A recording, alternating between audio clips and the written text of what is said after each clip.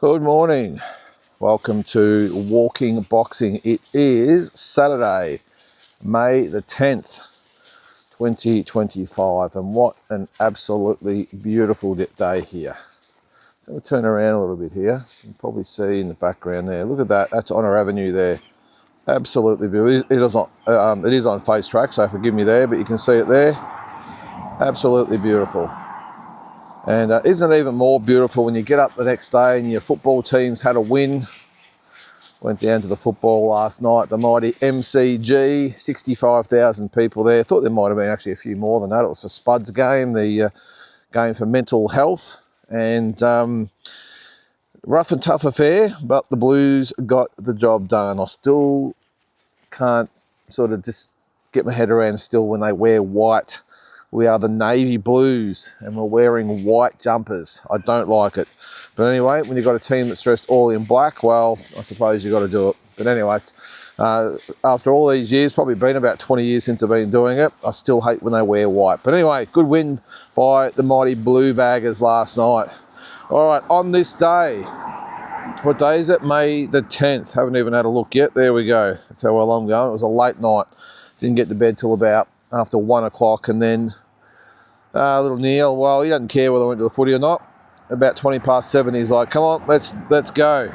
All right, 1935, Tony Canzonieri, the legendary fighter, the lightweight champion back in the day, defeated Lou Ambers by unanimous decision over 15 rounds. Where was that? It was at Madison Square Garden, of course it was.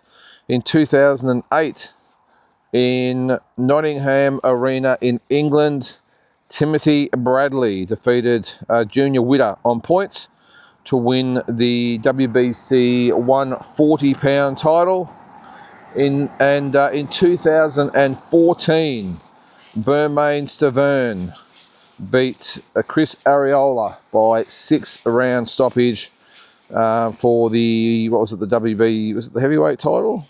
WBC. How that guy someone like him could win a world title is beyond me, but that's what happens in this day and age of the alphabet soup sanctioning bodies. Everyone gets a crack and everyone has a chance to win. So where was that? That was at it was in Los Angeles, California. I actually saw Stavern training one day at a gym in Vegas and looked like the laziest guy you'd ever see. Just, I don't know whether it was at the end of the workout or whatever, but I watched him and thought, geez, this guy is a heavyweight champion. Blows my mind anyway. So, look, a little bit going on in the last sort of, 24 hours. Well, I'll take that back. Not a hell of a lot, but we'll make do. We'll go over some of the news of today and see what we can come up with anyway. But the pushback or the blowback or whatever you might want to call it about the Fatal Fury card, I said I wouldn't continue to discuss this, but I can't help it. They keep bringing it up every day and different perspectives, which is good. And I know I had my rant the other day and I stick by everything that I said, but what's surprising to me is that, you know, instead of being shouted down, it just seems like there's more and more people that are supporting it, but more so the boxing media have really taken this personally, this Fatal Fury card last week, and they're all searching for answers. And look, I read a really good article. I can't remember what site it was on. And it was just more like an editorial, not a story, it was an editorial about their thoughts and probably echoing sort of what I was saying in probably a more articulate sort of and professional sort of manner. And I suppose the big thing that was said was, what do you expect when you cordon off a little section of Times Square, put walls up, keep the fans out, invite a couple of hundred of your mates who couldn't really give a toss and didn't really cheer or yell or get involved in the event. You drive them to the ring in cars, gimmick cars, put them in the ring, and then with no atmosphere whatsoever. All the fighters said they actually felt really awkward, a little bit like sort of during the pandemic or a sparring session. So they were like, well, what do you expect?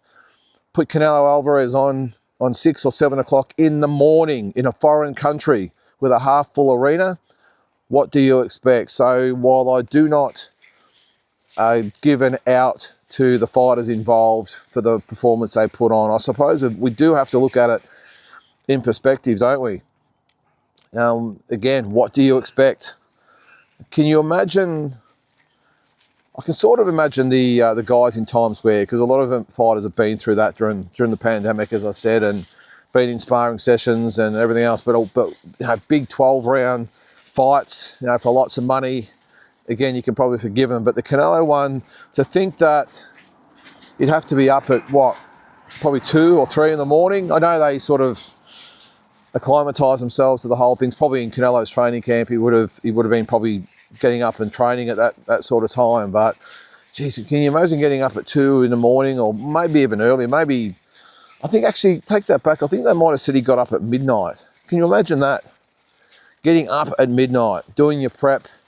The sun's coming up when you're getting in the ring. That would be so bloody hard.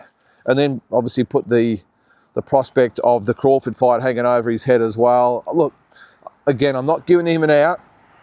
I'm just looking at it going, geez, put yourself in that scenario. I mean, we're all watching it all around the world at different times. We're sitting here at, lunchtime or 1 o'clock, whatever it is on a Sunday. Yep, that's okay. People over in the States and Mexico and everyone are watching it at 8 o'clock at night, 9 o'clock at night, whatever it is. So they're okay. And I suppose we just sort of forget that these guys, 6 or 7 o'clock in the morning, it would have been hard. But again, not giving them an out on this one, because it was a shocking performance. But again, what do these promoters and organisers and everything like that want from the fans? They're now, I said the other day with the pay-per-views, they're putting the price up on that. I think they've made a mess of it. Let's just hope that all people involved have a little board meeting and sit down and say, hey, look, I think we stuffed this up. Great in theory to have the Times Square show. Great in theory to have Canelo on and put him on it at prime time in North America. The problem is that the fighter's got to perform at 7 o'clock. Obviously, the people that put this together haven't been fighters in the past. Because again, while it's great in theory to say, well, that's all right, it's Cinco de Mayo weekend, all the Mexican fans want to see Canelo, we'll put him on at prime time in America, 6, 7 o'clock in the morning. Well, that's okay, isn't it? He's just got to get up a bit earlier and fight. Can't be that hard. Well, if you've ever been a fighter or any athlete or whatever, you perform in any field, try doing that when the sun's coming up and you're not sort of used to it, and you're fighting in a foreign country or performing in a foreign country and not in front of your usual fans. Can you imagine Canelo? And again, I'm not defending here. I know I sound like I am, but I'm just probably trying to now I've read the article, trying to put myself in his eyes, to get over to Saudi Arabia. He's never fought out of North America before, and to get to Saudi Arabia and all the different surroundings and the different training times and then getting in the ring, and normally you've got 15, 20,000 screaming fans and all the razzmatazz and just that big fight feel. You're at the MGM Grand or T-Mobile Arena or wherever the hell you might be. The place is pumping, Mexican flags everywhere, and that really gets you up. And you've got an opponent in front of you, regardless of whether they want to fight or not, but they're there in front of you, and you get it on and you perform accordingly. To get into Saudi Arabia with a half-empty room, a sprinkling of some Mexican fans around who were just trying their best to get the atmosphere going, but no matter how much they tried, they just couldn't create anything. And then you got to get in there at 6 or 7 o'clock in the morning and punch on with a guy who doesn't want to fight back. In hindsight, do we give him just a little bit of wriggle room? I don't know. I think if you're an elite fighter, you've still got to find a way. But again, it just got me thinking. But the fact that a lot of the boxing media now are starting to turn and say, hey, we don't want this. We don't want this setup. We don't want a bunch of people running the sport who don't really know they might know about sort of business and all that sort of stuff, but they've got unlimited resources, so they don't care whether people turn up or not. They almost don't care whether people watch or not. It's like these people have taken over our sport and are just using it as a bit of fun, something to just purely and solely just about saying, well, Saudi Arabia are involved and how good are we, and forgive all the atrocities that go on in that country and everything else. I'm not going to get into that, by the way, because I know it's political. I know everyone has different thoughts, but we're just going to get into that, and everyone will forget about what our history and our reputation and everything else. It's all just about our egos and being in charge of the sport. I mean, Turki Al Sheikh's obviously a boxing fan. Is it just a thing for him to say, well, look at me, this is my new little toy boxing, I'm going to rule it for as long as I can anyway. I was going to say a few years, but it could be longer. Have some fun, prove to everyone I'm the king, I rule boxing, and it's just an ego trip for him. Because I just really can't see how you would sit down and purposely plan to almost take away what makes boxing great. And that's the crowds and the arenas and the access to the fighters. And anyway, I know I've ranted on about it all week, but they won't stop talking about it, so neither will I. As long as the conversation's out there, I'll keep talking about it. But it was, again, really good to read an article of someone that really put it well. And there was a few other things he said, and there was a long article, but that's sort of the main gist of the whole thing, because they were talking about the pay-per-view numbers, and apparently it was only about 260,000 people that bought it, and they reckon that might grow to maybe 350, but still not great numbers according to them. And they did... they sort of tried to cheat a little bit, and they said, well, we had 400,000 people sort of in Times Square involved in some way. Well, you probably had all those people just walking past thinking, well, what the hell is going on here, and kept walking. That's apparently the engagement. That's what they were sort of looking at. And look, there's probably that amount of people that go through there every day. It doesn't mean they're all there to watch boxing, I can tell you. So I don't know, like they always do, there's a bit of smoke and mirrors and all that sort of stuff to get the numbers up and maybe justify what they did. But I'm hoping that sitting around their board tables this week going, geez, we stuffed that up. We need to do better. Let's just forget about the Alcatrazes and the Great Walls of China and all these gimmicky things. Let's just maybe, and maybe fighting at all different times to appease different audience. Let's just maybe go back to the great arenas and put the great fights in those arenas. And hey, we might have to scale back a fight or two on the cards, but do we really care?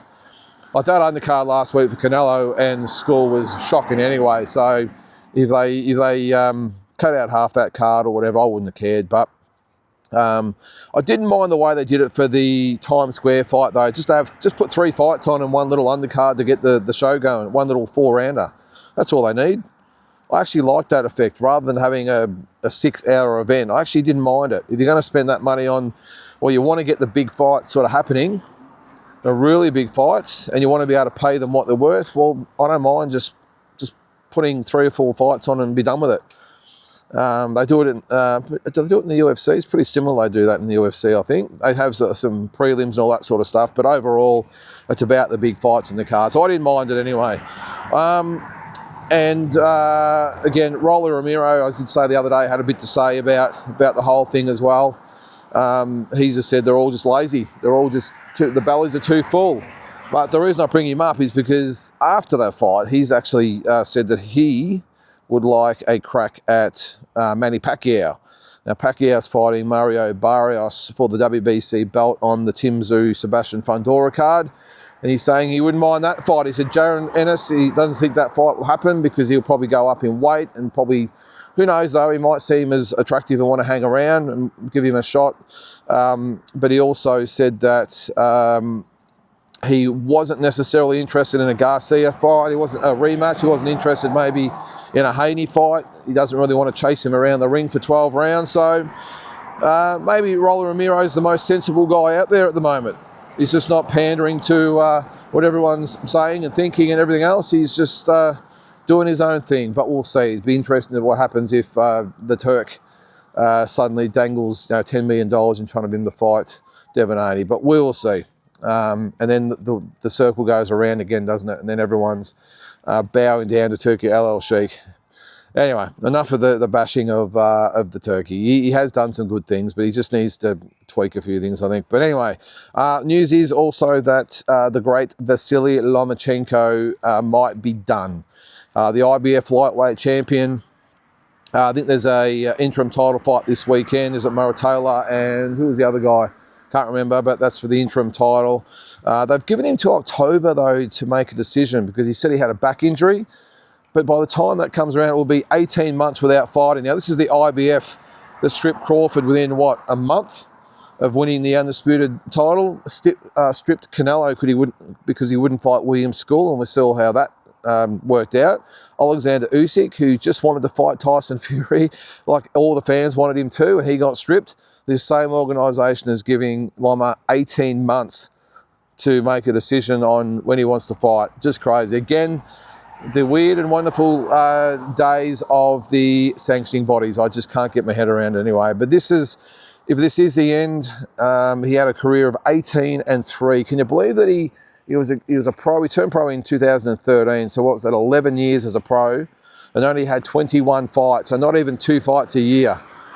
Amazing. And to think that he fought in a world title fight in his second pro fight, won it in his third, and then we all know what he did after that. I'm just looking at his record this morning and beat the likes of Nicholas Walters and Guillermo Rigondeaux, Jorge Linares, Luke Campbell, lost, of course, to Teofimo Lopez, and Devin Haney, of course, and then won the title in his last fight, if it is his last fight, against our own George Kambosos. So if it is the end, Vasily Lomachenko, what a legend he is and will continue to be, and no doubt a first ballot Hall of Famer.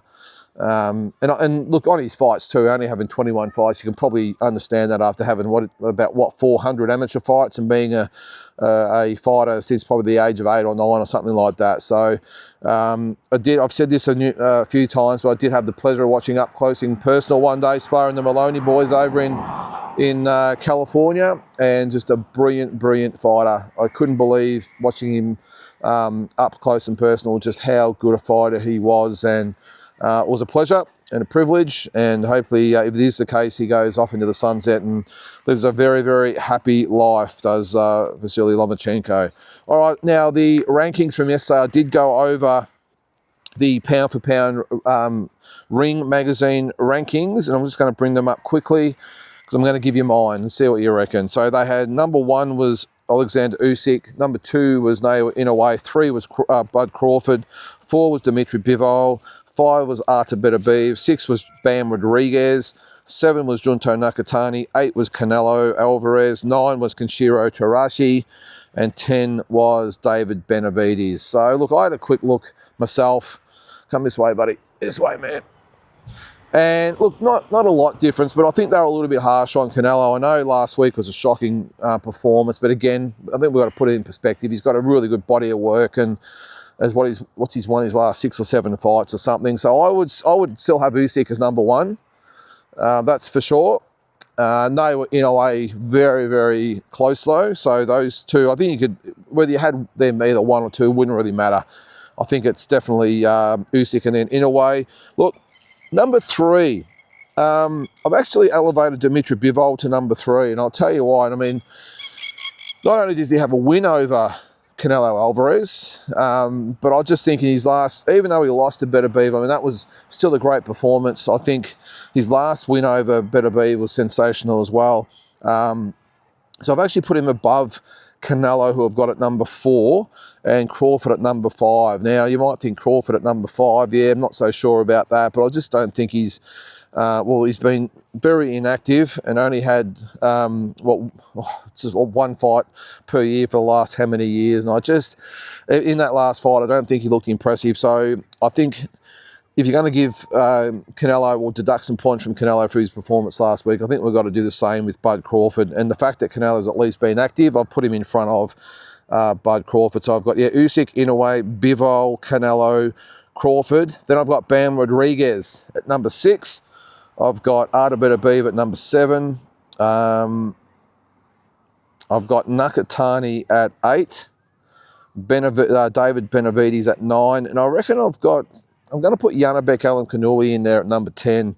You could probably make a case of Tank Davis or someone like that, but I'm going to put Janibek in there.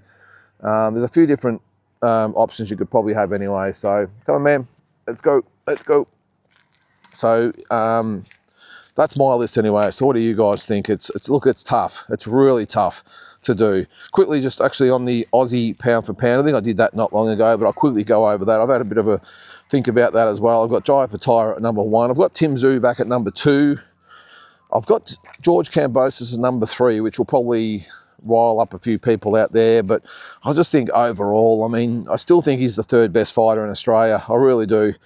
And I don't judge him too harshly on the Loma and Haney losses because, I mean, geez, they're just great fighters who've made a lot of other fighters look bad. Don't worry about that. I've got Liam Paro at number 4.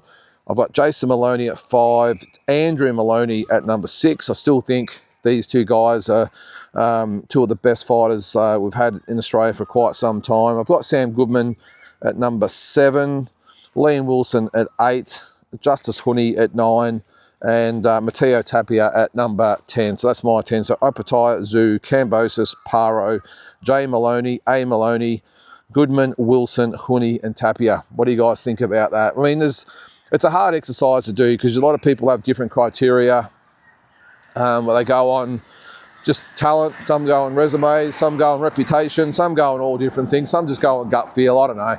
There's no right or wrong answer. I think, though, except for the top sort of 4 or 5, in this case, Opetaia and Tszyu are clearly number 1 and 2, and then it's sort of arguable after that, isn't it? So everyone can have the say, but that's my say for today on this chilly Saturday morning. So guys, have a great Saturday. If you're watching the fights, enjoy. There's a couple of fight nights on this weekend, I think, from memory.